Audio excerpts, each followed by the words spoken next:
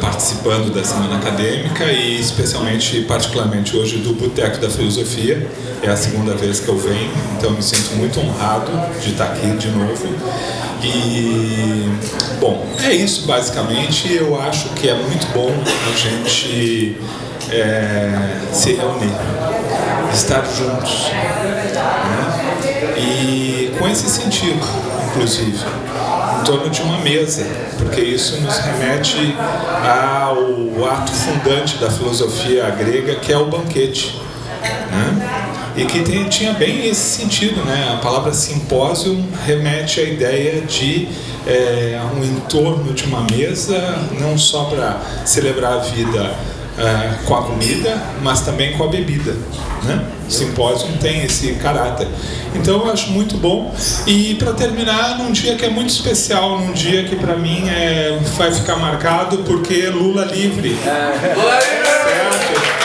Então é muito bom estar com amigos e a gente celebrar isso.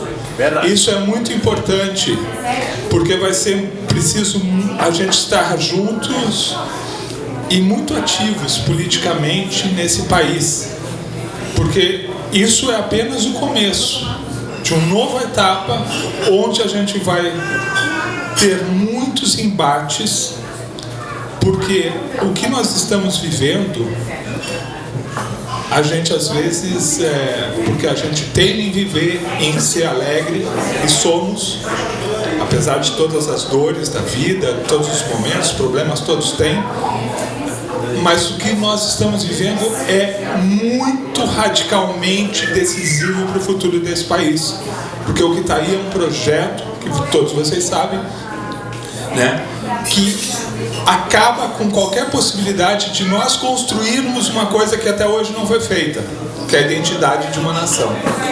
Então é isso que está em jogo. Então convoco todo mundo, Lula livre, e passo a palavra.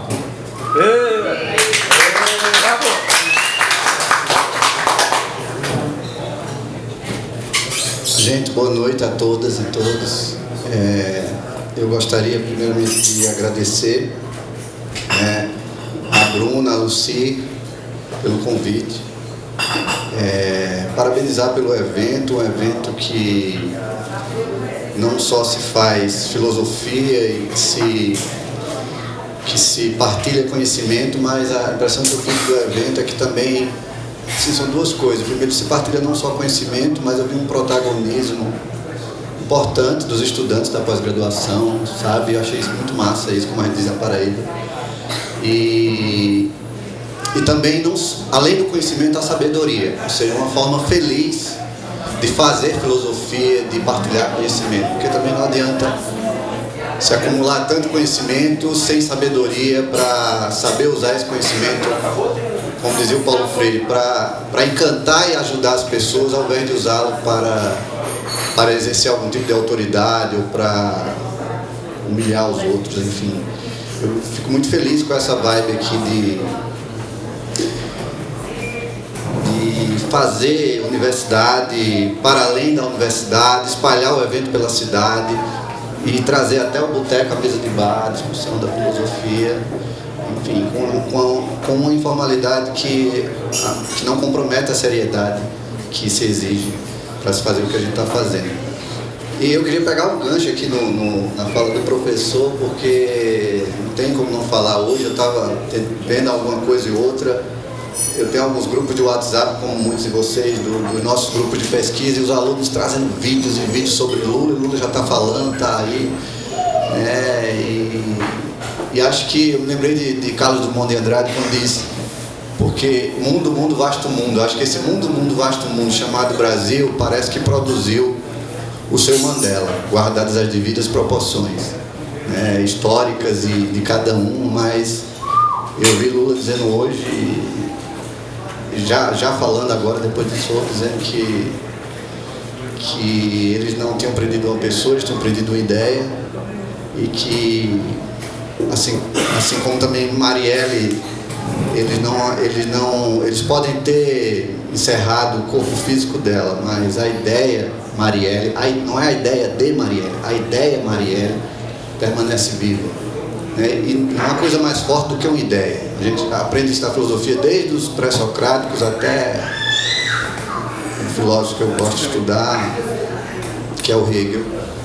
E, enfim, estou muito feliz, gostei de Pelotas. Cheguei aqui acho que segunda-feira, estava chovendo, estava meio frio. Pois é. Eu costumo vir a Porto Alegre por conta da minha relação com meus colegas hegelianos, mas é a primeira vez em Pelotas. E gostei muito, a cidade pequena, organizada, me parece feliz. Enfim, tentei conversar com algumas pessoas, desde o motorista do Uber até o dono do lugar onde eu estou hospedado, enfim. Então, eu gostaria de agradecer e parabenizar pelo evento, enfim, saudar os professores que estão aqui comigo. Eu acho que eu vou falar muito pouco, né? Eu preparei aqui um arrazoado para enfrentar essa tarefa difícil. As meninas colocaram a filosofia no e do Brasil. Eu não sei nem o que é isso, mas vou tentar falar. Enfim, eu não sei, até hoje não sei nem dizer o que é filosofia muito bem. Eu acho que essa é a graça do negócio, né? É a busca que não se encerra em nenhuma definição absoluta ou em qualquer pretensão de estabelecer algum postulado definitivo. Então, assim, sem mais delongas, acho que eu preparei aqui coisa de 3 laudas, tentar trazer mais algumas provocações, alguns questionamentos sobre essa difícil tarefa aqui, que é falar sobre a filosofia no e do Brasil. Eu não sei se o professor quer falar alguma coisa antes que eu comece. Não, pode começar. Eu sou o Pedro Leite. Deu. Fazendo as honras da casa, recebendo os honras. Melhor falar que é pai da Bruna aqui. Até eu já sei disso. Então vamos lá, gente. Pois bem, a tentativa de discutir a filosofia no Brasil e do Brasil, como foi sugerido aqui, não me parece fácil e nos exige um esforço para tentar compreender melhor essa questão, eu diria de maneira não apenas crítica, mas sobretudo autocrítica. Inclusive tendo em vista a conjuntura política odierna, como o colega colocou aqui. Eu acho que nessa direção, um aspecto fundamental me parece ser o seguinte: os filósofos adoram se afirmar seres racionais e livres, nós filósofos. Entretanto, essa autoimagem voltada para a pura reflexão, eu me pergunto, não estaria, na verdade, alienada acerca da nossa efetiva condição enquanto pensadores em um país colonizado, neo-arcaico e subdesenvolvido? Eu pergunto, o livre pensar e a pesquisa filosófica seria fazer filosofia ignorando o seu próprio tempo, a sua própria realidade? Seria assumir uma postura de pesquisador confinado em sua torre de marfim? O estudo da filosofia no Brasil estaria, e mais uma vez é uma pergunta, estaria em grande parte focando apenas na interpretação da filosofia europeia de maneira alheia à realidade brasileira? Eu acho que um ponto central para se tentar aproximar dessas questões, que são questões que me incomodam, que eu não tenho respostas definitivas e que eu estou apenas compartilhando aqui com vocês, é o seguinte, que acho que poderia começar dizendo o seguinte, que a filosofia ligada a esse modo supostamente livre e racional é o que de mais confortável pode fazer um filósofo brasileiro no Brasil, justamente porque isso o mantém distante do Brasil. Bem acomodado na zona de conforto do figurino acadêmico, sobretudo, isso me preocupa sobretudo na conjuntura odierna, marcada por essa, como foi falado aqui, por essa iminente destruição de toda a filosofia e de toda a infraestrutura acadêmica para se fazer filosofia nesse país. Então, eu queria falar um pouco sobre essa questão da filosofia no Brasil e do Brasil e como eu entendi isso para trazer para vocês, e não sei se entendi direito, mas primeiramente, no debate historicamente acumulado, a filosofia no Brasil, digamos, que faz um tempo que eu li sobre isso, mas tentei trazer algumas coisas.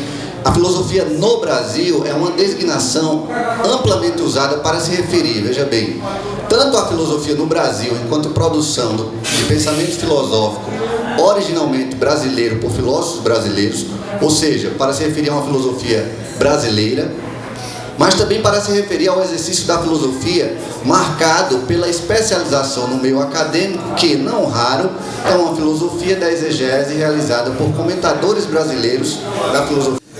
Enfim, um dos pioneiros em utilizar a expressão filosofia no Brasil, que vocês devem conhecer, para designar a filosofia brasileira, né, foi o Silvio Romero, né, em sua obra historiográfica chamada Filosofia no Brasil, que data de meados de 1878. Né. Segundo ele, eu acho que eu vou tratar disso de maneira muito rápida, só para a gente se situar no contexto do que talvez as meninas propuseram com essa chamada.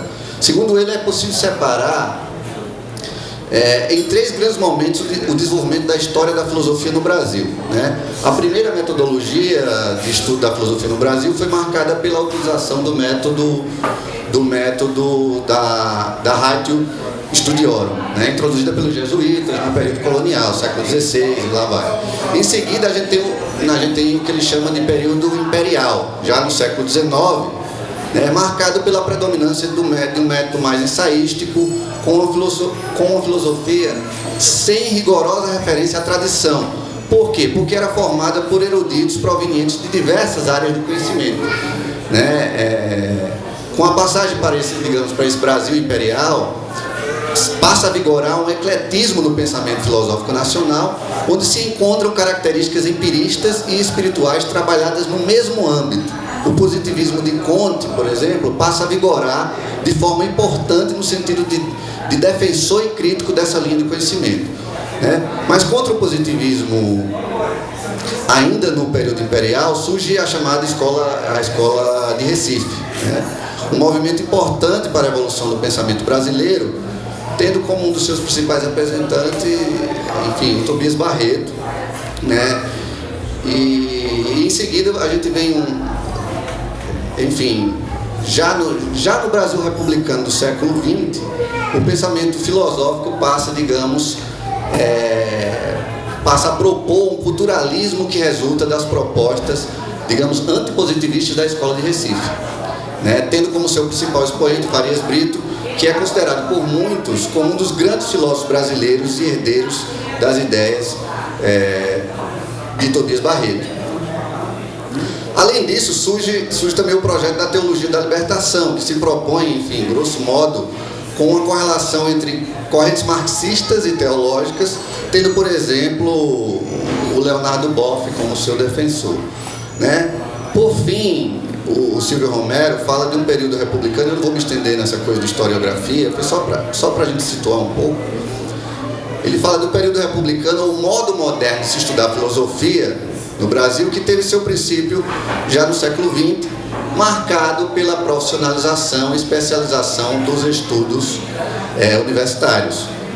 Já em meados de 1908 surge a primeira faculdade de filosofia no Brasil, né? A Faculdade de São Bento, que mais tarde foi incorporada à PUC São Paulo.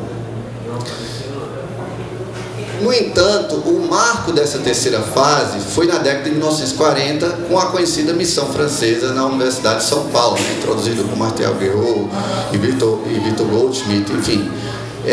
O estudo da história da filosofia, enfim,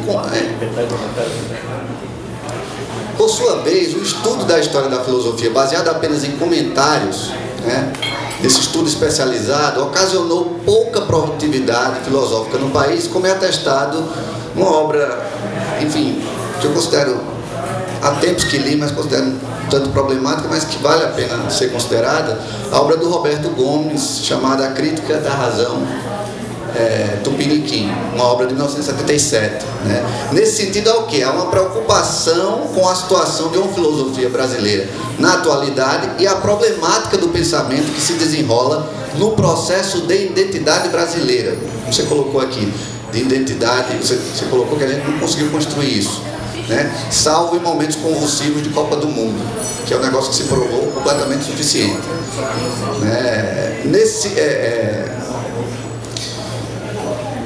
Nessa linha de pensamento, tem um pesquisador da Unifesp chamado Tiago Ferreira dos Santos. há tempos eu tentei recuperar alguns elementos hoje, que eu acho interessante, um artigo dele chamado Panorama Histórico da Filosofia no Brasil. E ele coloca, né, que cada período citado aqui por mim representa elementos que constituem o pensamento filosófico referente a cada momento e que evolui de acordo com o movimento histórico até a situação contemporânea do que podemos chamar de filosofia brasileira, né? E aí eu gostaria aqui de rapidamente destacar, nem de longe eu vou abarcar todos e vou acabar excluindo nomes importantes, mas eu gostaria de destacar alguns filósofos brasileiros por onde há algum tempo já passei, já tresli, como o Mário Ferreira dos Santos, né, que vai ali do começo do século XX até o final da década de 60, que foi um paulista que tem uma grande obra publicada em mais de 100 volumes, e no pensamento dele, ele tenta fazer, eu não tenho leitura aprofundada, mas ele tenta fazer uma espécie de crítica à abstração filosófica que resultou do que ele chama de uma fragmentação do conhecimento, né? No que ele faz recurso a uma espécie de matematização da filosofia, e aí vem um palavrão, né? Matematização da filosofia sobre critérios pitagóricos. Nem de longe eu vou me meter nesse negócio. Foi um negócio que eu saí lembrando das coisas que eu já estudei, minhas anotações. Também a gente tem o Miguel Reale, que é um cara também que não tenho muita simpatia, mas eu acho que é importante citar. Outro paulista que inovou o pensamento, como a gente sabe, acerca da filosofia do direito, com o que ficou conhecido como a teoria tridimensional do direito, né? E depois de muito tempo de discussões no campo do direito, e talvez com argumentos mais retóricos do que com alguma profundidade do ponto de vista mais conceitual, ele delimita a discussão e apresenta o que ele considera uma nova forma de pensar o direito a partir de 3 dimensões, o do fato, do valor e da norma. E é engraçado que isso rende até hoje, inclusive nesse debate que se estende até hoje, até chegar no que ocorreu agora no julgamento do STF, né? Enfim, embora o que acontece aqui no Brasil, né, uma espécie de reedição do golpe de 64, que se chama lawfare e que substitui os militares pelos juízes, né, usando a lei como arma política, é um troço, enfim, que eu tenho tentado compreender, e que é importante tentar compreender hoje no Brasil. Um outro pensador que para mim é importante, enfim, eu sou suspeito como alguém que tenta estudar Hegel, é o Henrique Cláudio de Lima Vaz, né? Que foi um padre mineiro e que se debruçou em pensar sobre questões humanistas, influenciado por Tomás de Aquino e também por Hegel, né? Lima Vaz, eu diria que pensa a antropologia moderna como uma síntese da visão cosmocêntrica grega e teocêntrica medieval, né? Ou seja, ele propõe mais ou menos o seguinte: deixa-se de pensar a partir da ideia de que o universo é o centro, coisa inicialmente muito simples, como também Deus deixa de ser o centro, para um novo momento de colocar o homem no centro, pensar o mundo a partir do homem. Em penúltimo lugar, eu acho que também me fez lembrar hoje, quando estava pensando alguma coisa para falar aqui, o Gerd Bodenheim, né, o gaúcho, que foi um dos que ajudaram na introdução e disseminação do pensamento de Heidegger no Brasil, né, de Sartre, né, escreveu sobre diversos temas, e entre eles acerca do que é filosofar, defendendo que filosofar é algo que pertence ao interior do sujeito e não a estar presente, e não se reduz a um determinado meio ou cultura, né? E ele era muito crítico sobre essa questão de uma filosofia à-brasileira, né, com relação à ideia de uma filosofia nacional ou de um projeto filosófico, que eu acho um negócio que eu acho que é importante dar ouvido a muitas questões que ele colocou, né. Por último, um cara que eu andei tendo contato de maneira mais recente, né, que agora em 2005 foi publicado um livro dele, que foi encontrado lá 1.400 laudas perdidas, que é o Álvaro Vieira Pinto, né, que foi um intelectual, um filósofo, um tradutor brasileiro, que se destacou por sua posição, enfim, sua posição nacionalista e sua atividade política e intelectual em defesa do desenvolvimento autônomo do Brasil durante o século XX, e que possuía uma formação também muito plural, né? Ele era filósofo, tradutor, professor, pesquisador, tinha formação em educação, em medicina, em matemática, em demografia, até mesmo em física. Né? O próprio Paulo Freire o chamava de mestre brasileiro. Né? O Álvaro Vieira Pinto elaborou sua filosofia em torno do conceito de trabalho, né? Entendido por ele como um aspecto essencial do ser humano e também do próprio ser humano em atividade de trabalho. Ele estudou Kant e Hegel, Marx, sobretudo nessa formulação Hegel-Marx, parte do conceito de trabalho. E também, sei lá, o Ortega Gasset, Russell, entre outros. Recentemente, como eu falei, foi lançado esse livro dele, O Conceito de Tecnologia. São 2 volumes. Né? Eles reuniram recentemente que eu digo, é relativamente novo. É coisa de 2000, tem alguns anos, mas já foi agora na década de 2000. Atual, sobretudo em tempos da 4ª Revolução Industrial e da digitalização algorítmica, enfim. Pois bem, a ideia de fechando esse contexto historiográfico que eu repito, deixei um monte de gente importante fora, sei lá, o Sérgio Rouanet, podia citar tantos outros. A ideia de uma filosofia no Brasil é boa porque é problemática e exige uma atenção para o estabelecimento tanto de uma defesa quanto de uma crítica do termo, né? A gente poderia sugerir que a questão deve ser refletida sobre 2 aspectos importantes para a compreensão do que se poderia caracterizar uma filosofia brasileira. Primeiro, se uma filosofia brasileira deve ser entendida como um exercício do pensar filosófico correlacionado com as circunstâncias da realidade brasileira, em primeiro lugar. Em segundo, se uma filosofia brasileira pode ser assim caracterizada, se corresponde a um autor brasileiro e é constituída no país, uma vez que os objetos da filosofia são, em gerais, universais, podendo ser refletidos sobre vários aspectos em diversos países. A filosofia não está reduzida, né, a um meio, a uma cultura, como coloca lá o Gerd Bodenheim. Né? Nesse sentido, eu acho que a gente precisaria também distinguir, como sugere, outro dia eu li um ensaio do Rony Silveira na coluna da Ampof. A gente precisaria, eu acho que seria importante também essa distinção entre, de um lado, a história da filosofia brasileira, como eu tentei fazer aqui rapidamente, e de outro, o que a gente poderia chamar de a filosofia brasileira enquanto fazer da filosofia no Brasil e do Brasil, sei lá, como está colocando aí as meninas. Segundo o Rony Silveira, digamos que essa propensão, como eu coloquei no começo, teórica da filosofia brasileira, em ocupar-se dos assuntos de uma perspectiva distanciada, ele até brinca dizendo assim, ora, me dirão os colegas filósofos, isso não é exatamente o que faz toda a filosofia? E aí ele responde, não exatamente, né? Ou melhor, não com toda essa distância, né?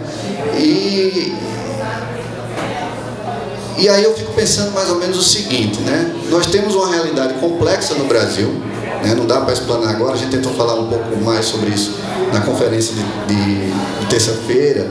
O colega aqui fez alguns apontamentos, né, a partir do que está ocorrendo hoje com a soltura do Lula, que é uma soltura assim, sabe, que eu ainda estou muito desconfiado, eu não consigo comemorar. É importante a gente vibrar, mas eu ainda não consigo comemorar, eu fico sempre ressabiado, sabe, porque tem muita coisa acontecendo aí, para além do que chamam de bolsonarismo, para além das contradições do lulismo, sabe. Há, na minha opinião, eu insisto, é uma hipótese, mas há um levante neofascista no Brasil amparado nessa mítica ideológica neopentecostal, sabe? Essa coisa de trazer para a política um espectro fascista. Não é um Estado fascista como em 1919 lá em Mussolini, não. É o que eu considero até mais perigoso, sabe? Que é trazer para a política e sobretudo para a democracia, que é outra palavra complicada, outra história, enfim. Essa questão desse patriotismo chauvinista que a gente vê aí, né? Essa cultura política de que o outro não é mais, como eu falei terça, o meu antagonista, o outro que discorda de mim não é mais o meu antagonista necessário para que haja democracia. Não, você é minha inimiga e eu preciso te eliminar. E isso é a reedição de elementos fascistas. Sem um Estado fascista, propriamente dito, ao modo de Mussolini. Um livro importante para entender isso, eu gosto muito daquele livro Anatomia do Fascismo, do Robert Paxton. Mas tem outros tantos, tem até um do Leandro Conde, que é a Introdução ao Fascismo. Tem um mais recente da Madeleine Albright, que é Fascismo um Alerta. E junto disso vem um outro troço perigoso, que está espalhado aí, que é essa coisa desse pragmatismo na política, da ação pela ação, e que incorre um negacionismo histórico. Se nega a ditadura, se nega o escravismo, se nega o racismo no Brasil, e todo mundo vivencia isso como se fosse real. A terra é plana e Bolsonaro é honesto, né? E aqui é tudo comunista, nesse comunismo mitológico, como tudo que no Brasil adquire essa aura mitológica, né? Então, assim, eu fico pensando, a gente tem uma realidade complexa no Brasil, sobretudo na conjuntura odierna, né? Diante da qual eu me pergunto, enquanto filosofia, será que nós devemos, podemos ou temos buscado formular questões e conceitos que tentem, sem nenhuma pretensão, dar conta de uma leitura crítica, não é de explicar, de resolver a realidade, mas de tentar fazer uma leitura crítica da nossa realidade? Como eu falei no início, nós temos esse mundo, vasto mundo, parafraseando Drummond, né, que, a meu ver, pede, aí é uma coisa muito pessoal, pede por uma filosofia que lhe dê não respostas prontas, mas que lhe permita fazer perguntas capazes de nos levar a buscar ideias que possam nos oferecer um norte contra todo esse levante neofascista que está aí e que ameaça destruir a própria filosofia, né? De uma coisa eu também, eu não diria que de uma coisa eu sei, mas de uma coisa que também me incomoda, né? Ou digamos, não ainda desses incômodos que eu estou tentando partilhar aqui, mas eu acho que uma coisa é importante ressaltar: o conceito, né, que é a essência da filosofia, a busca do conceito, nem sempre, não é encontrar o conceito, não é dar o conceito, mas a busca por ele, eu acho que ainda é o melhor caminho contra aquilo que vem antes do conceito, que é o preconceito, né? E o conceito é a grande contribuição da filosofia, né? Sei lá, como víamos em Sócrates, né, em Platão, como tem lá, às vezes eu brinco com meus alunos, quando a gente está falando da República, e eu digo, você imagina que tem alguém lá no mercado de Atenas escolhendo tomate para fazer o almoço. Aí chega Sócrates e bate no ombro da pessoa, ela vira, está Sócrates lá, ele diz: o que é a justiça? Ela: vá se catar, eu quero escolher tomate para fazer o almoço, não quero saber o que é a justiça. Essa é a rejeição à filosofia, que não é algo hoje com o bolsonarismo. Por quê? Porque antes da gente dizer, mas a atitude dela foi justa ou injusta, o filósofo diz: não, peraí, vamos fazer aquele movimento que os franceses chamam de avant la lettre, né? Aquém da letra. Peraí, antes de julgar, o que é justiça? A lição lá da República, que me parece viva até hoje, válida, com todas as controvérsias que a gente pode estabelecer com Platão, e até mesmo como se dava os embates dele com a rapsódia grega, com Homero, enfim. Eu acho que nesse sentido nós temos muito a aprender com os primórdios da filosofia, né?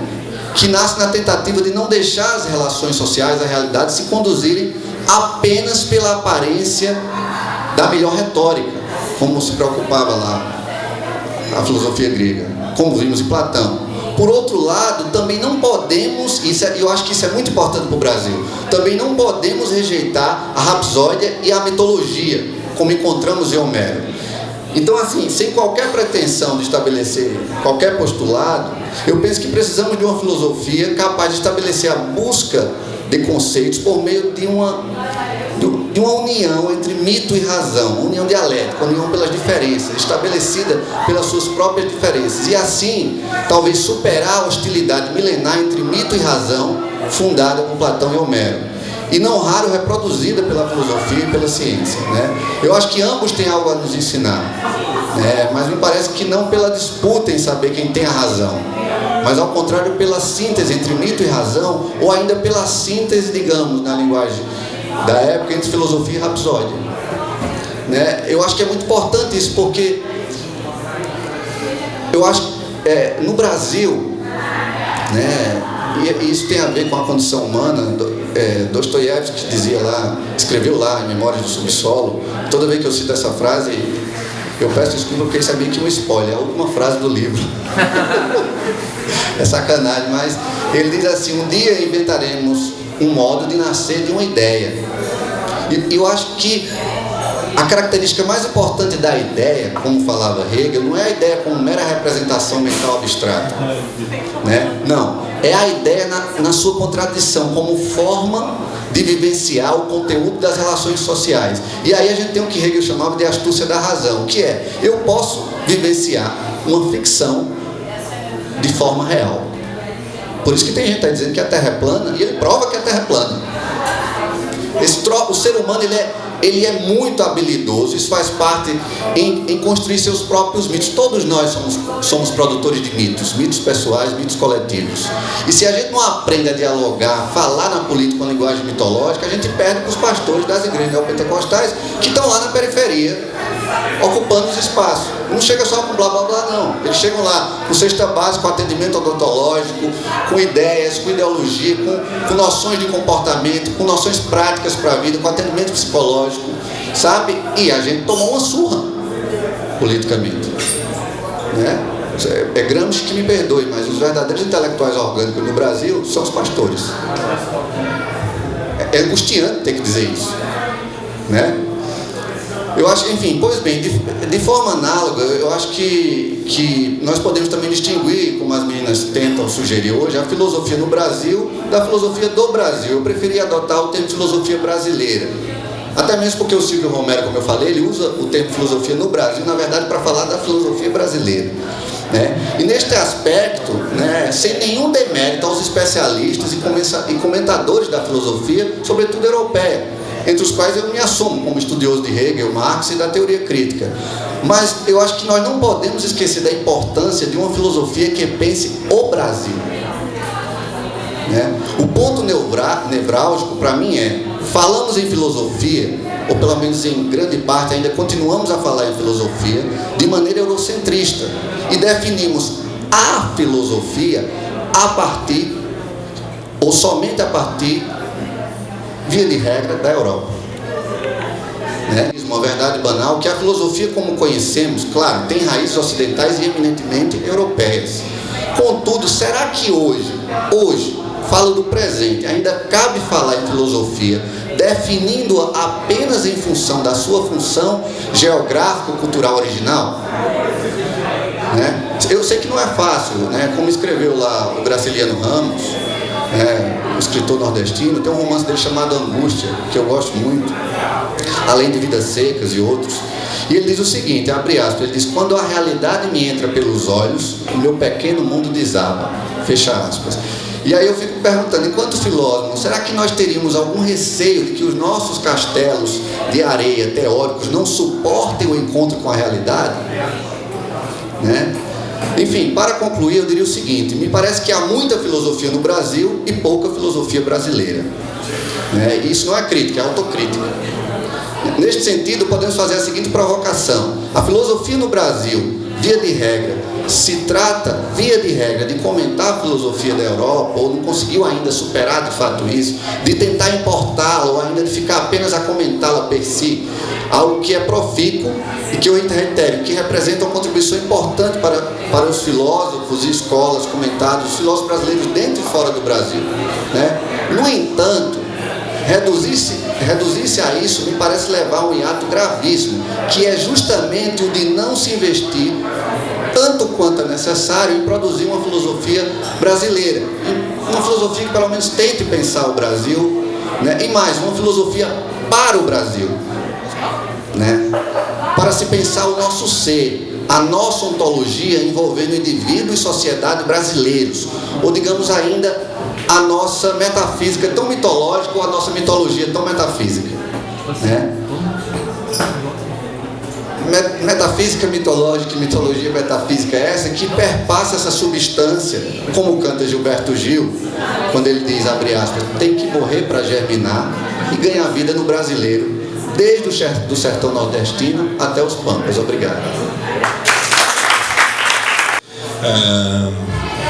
Eu vou aqui abordar um ou dois pontos, porque eu tenho, na verdade, muitas questões e então me interessa muito ouvir vocês, a gente fazer um bate-papo. Eu espero que tu fique, né? Porque Nós te reencontrei ontem, né? A gente se conhece lá da URGS. De outros tempos. De outros tempos. Basicamente, para começar, eu fiz toda a minha formação na Federal do Rio Grande do Sul. Eu fiz a formação em filosofia, licenciatura e bacharelado. Saí da universidade, voltei alguns anos depois para fazer um mestrado em antropologia na URGS.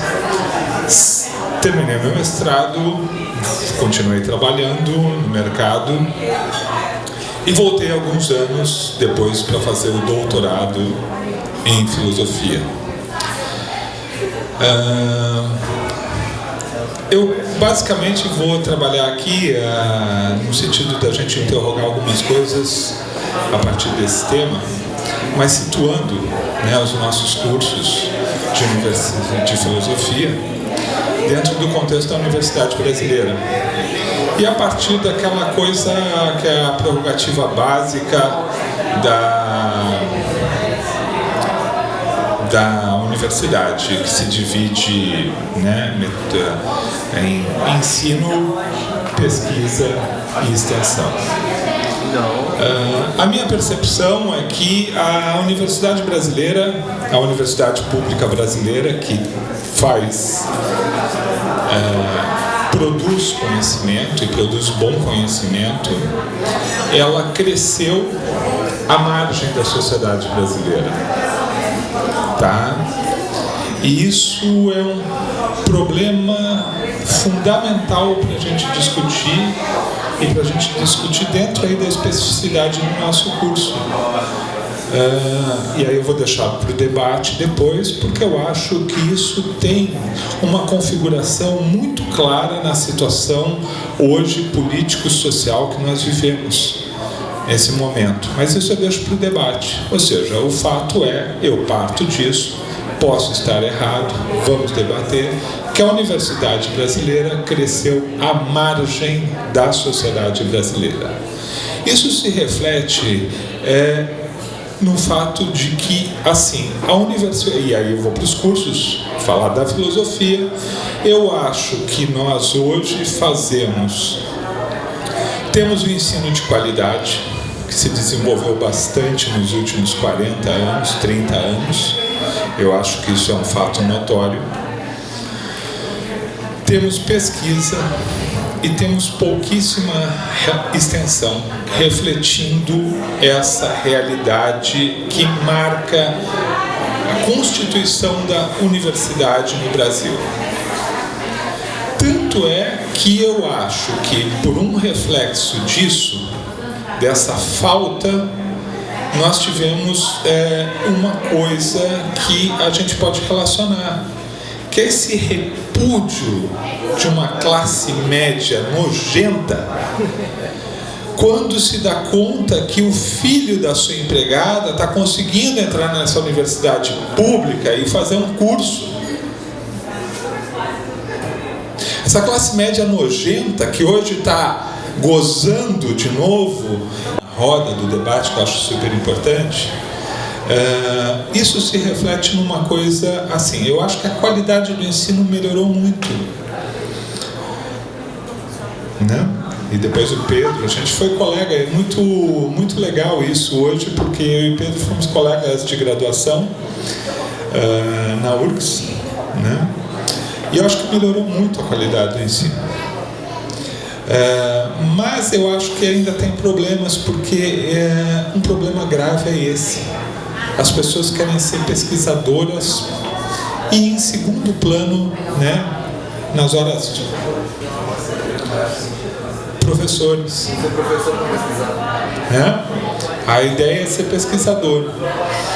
E eu acho que isso reflete um individualismo e um certo ethos da formação da universidade, de novo, falando da universidade, e dos cursos de filosofia, que é o que nos interessa aqui. Isso vai se refletir nessa questão da filosofia no Brasil e do Brasil. Ou seja, eu acho que nós padecemos de um eurocentrismo e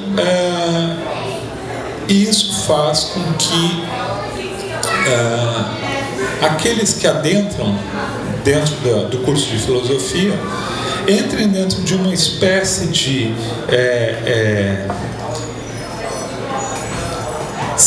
perspectiva que acentua o individualismo e a necessidade aí de cada um fazer a sua carreira individual como pesquisador, definindo bem a sua marca dentro da universidade, dentro da filosofia, nessa ideia de ser pesquisador.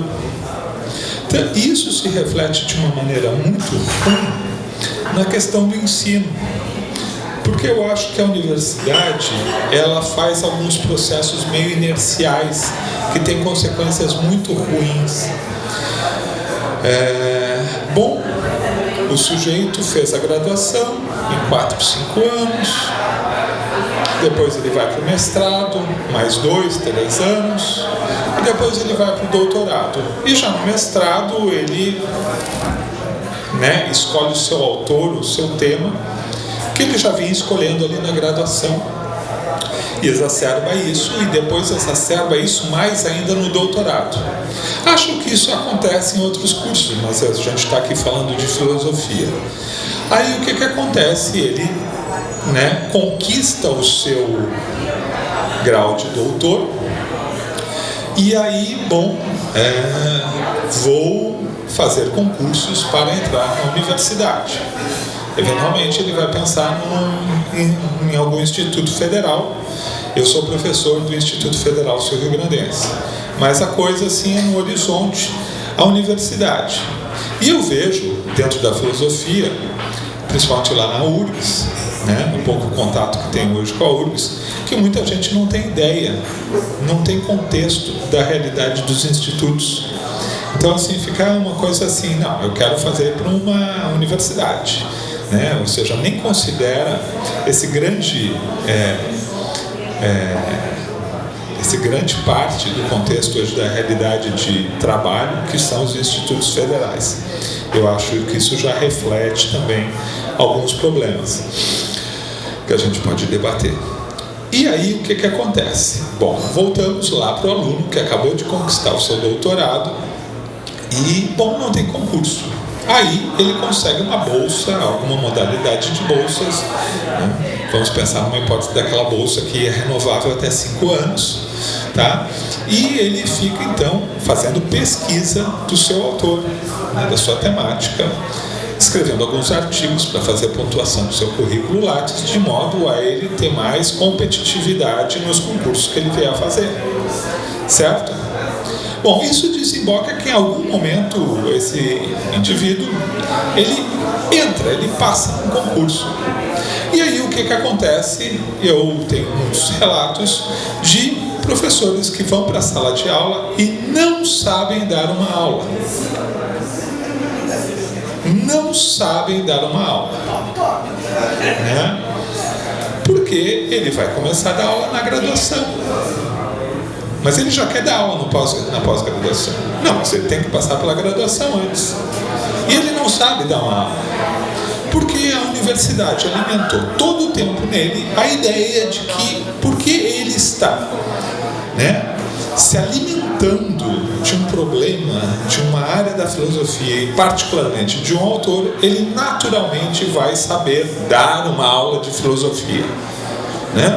E aí ele é escalado para dar uma aula e ele não sabe dar uma aula. E aí os alunos desse professor, que são, padecem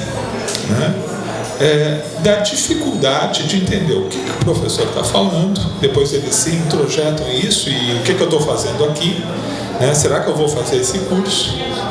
O que eu estou fazendo aqui?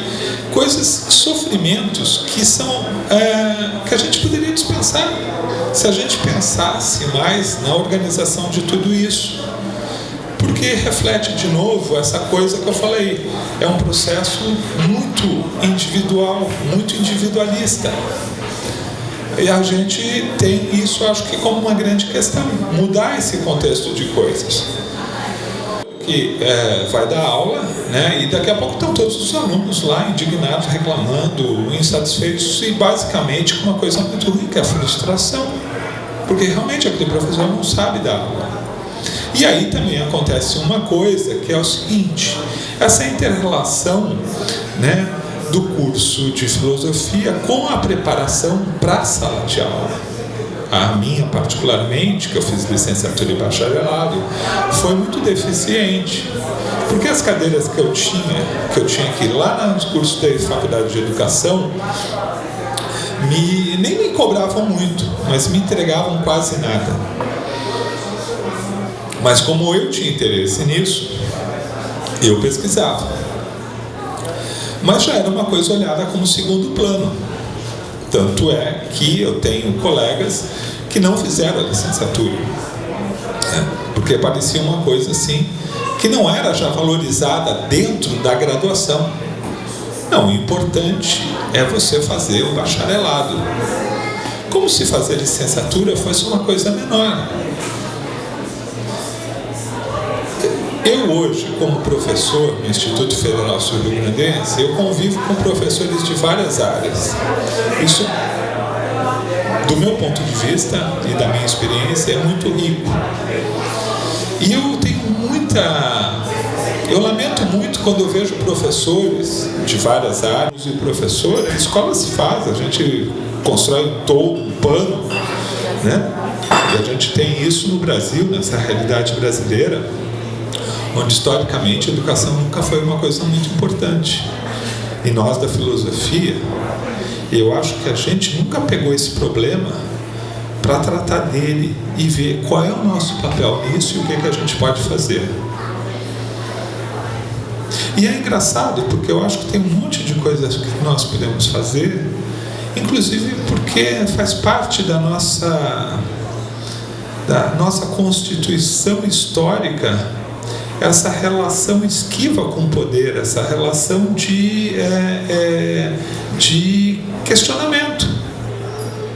Nós existimos como corpo de disciplina a partir desse filósofo emblemático que é Sócrates, que foi condenado pela cidade. Então, em sinal de esperança, eu quero dizer para vocês, se hoje, né, quem está aí na graduação, se a gente está sofrendo uma série de ataques, sei que nós sobrevivemos a 2.600 anos e nós tiramos justamente da dificuldade do desafio a nossa força. Eu só acho que a gente pode tirar e construir a nossa força muito mais a partir do diálogo, que também é a essência da filosofia, essa abertura para o encontro. Por isso que eu gosto tanto desses. Como diz o Sócrates, e a gente está trabalhando o banquete, né? O cara falar por último não tem muito o que falar, né? Os caras já destrincharam tudo.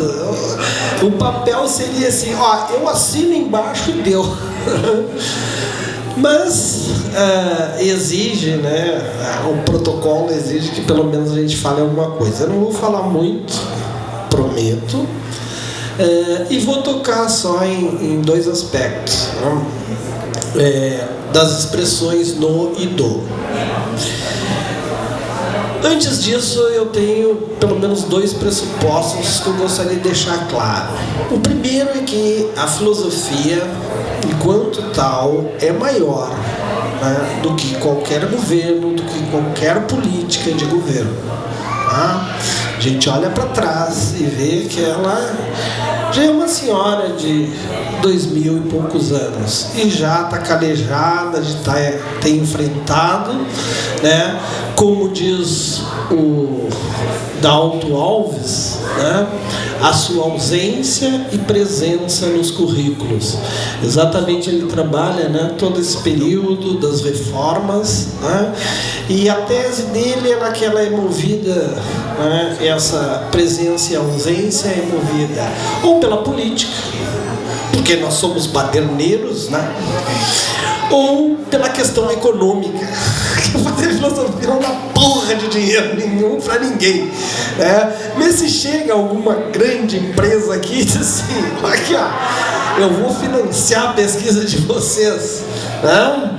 Se o cara é da farmácia, por exemplo, né, tem um interesse, agora o cara, quem é que vai pesquisar, vai investir dinheiro em falar sobre a questão do poder em Foucault? Por favor, né? Ainda para usar contra, né? Mas, digamos, eu sou extremamente otimista, né? Embora tenha minha crítica, assim, mas eu acho que isso é o importante para quem está no processo de formação, né? E dizer, né? Isso passa, vai deixar, né, uns calos ali, mas vai passar, né? Quando o Tom e eu e outros estávamos fazendo a nossa formação, não tinha filosofia no segundo grau. Na época era segundo grau, minhas categorias são antigas, tá? Não tinha filosofia no segundo grau, ainda se estava brigando, né, para implementar com aquelas reuniões do Fórum Sul de filosofia e tal, né? Até que veio, começou a se formar uma grande massa de professores, né? E agora se enfrenta de novo, e eu acho que foi o que tu falou é extremamente importante, quer dizer, nós temos que estar alerta, nós temos que levantar e bom, sacode a poeira e vamos em frente, porque não é a primeira vez e provavelmente não vai ser a última que a gente vai enfrentar essa crise, mas ela vai passar, né? Então não desistam, né? Sempre vai ter um espaço, né? E eu lembro que o Tom, né, e aqui eu vou ter que fazer, né? Eu lembro que o Tom, né, se formou, como ele contou a história, mas ele esqueceu de contar que com esse suporte da filosofia, ele trabalhou muitos anos na Livraria Cultura, né? Fazendo a organização dos debates lá, né? Então, quer dizer, espaço para quem tem competência e uma boa formação em filosofia nos dá muita competência, não vai faltar. Talvez o cara não vai enriquecer, né? Mas não vai faltar espaço. Então a filosofia no Brasil, eu diria que ela vai, com todas as questões, vai passar a crise e, né, não joga a toalha. Concordo também que houve, do nosso tempo, eu lembro que a gente ia lá ali no centro, na reitoria, para ter as disciplinas com o pessoal da educação, né? E que era uma coisa assim, né? Não exigia nada e também não dava nada. Tu ainda saiu com pouco, eu saí com quase nada, porque me lembro muito bem que eu gostei de ler numa disciplina o Roger Brunner, né? Com a teoria da simplicidade até a complexidade em metodologia de ensino. Mas era mais ou menos isso, a gente buscava. Acho que isso cresceu, acho que os departamentos começam a ter a preocupação com a formação do professor, né? Isso, indubitavelmente, a gente tem que admitir. A questão do PIBID, eu sou um pibidiano, né, de carteirinha, né? Eu acho que isso trouxe, assim, né? Agora eu não sei, assim, como é que tá, né? Porque com esse movimento todo, né? Mas eu trabalhei 6 anos na coordenação, indo e voltando, compartilhando com o Keberson e outros colegas, né? A gente observa o aluno, e aí vem exatamente isso, aquele que passou pelo PIBID e que tu chega e diz assim: olha, meu filho, vai, entra para dentro da sala e vai. E ele vai saber se virar, né? Coisa que exatamente muitos colegas nossos chegam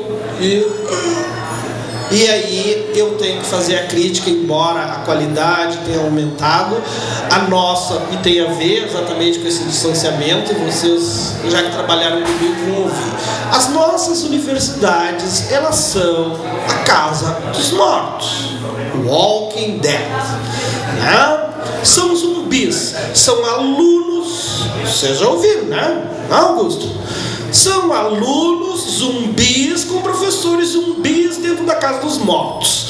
A metodologia continua a mesma e depois tem o seguinte, Tom, o pessoal internaliza, porque o cara não tem, a metodologia dele é a mesma, ele abre o livro e lê, blá, blá, blá, blá, blá, e o conteúdo, e vai lá na prova e pede a mesma coisa e tu tem que dizer. Se tu diz o que o autor diz, tu ganha certo. Se tu não diz, não pensa muito, reproduz. Né? A metodologia tá assim, é um troço, e aí é legal, porque daí o cara faz que dá aula, vocês fazem que tem aula, né? E repetem. Né? Às vezes, quando o cara quer fazer uma coisa meia louca, assim, dizer, ó, hoje a aula de Platão vai ser lá no Zé, né? Putz! Né? Aí o pessoal diz, o cara não quer dar aula. Então os colegas dizem, o cara não quer dar aula. Ele não quer beber, né? Enfim, é claro que eu estou forçando, mas eu acho que a gente tem que repensar as metodologias. Né? Isso é uma coisa que é importante na formação. Não dá, nós temos, né, houve um crescimento, houve uma preocupação, mas a metodologia ainda é a do século XIX, antes do The Wall. Né? Isso a gente tem que repensar. A questão da filosofia do Brasil, e acho que também há um processo de maturidade. Né? Como tudo, há um processo, acho.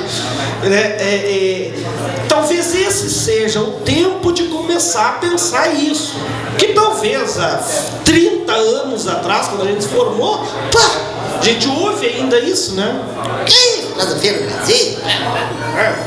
Entende? Há uma descaracterização, pensamento, falar filosofia oriental, então, é uma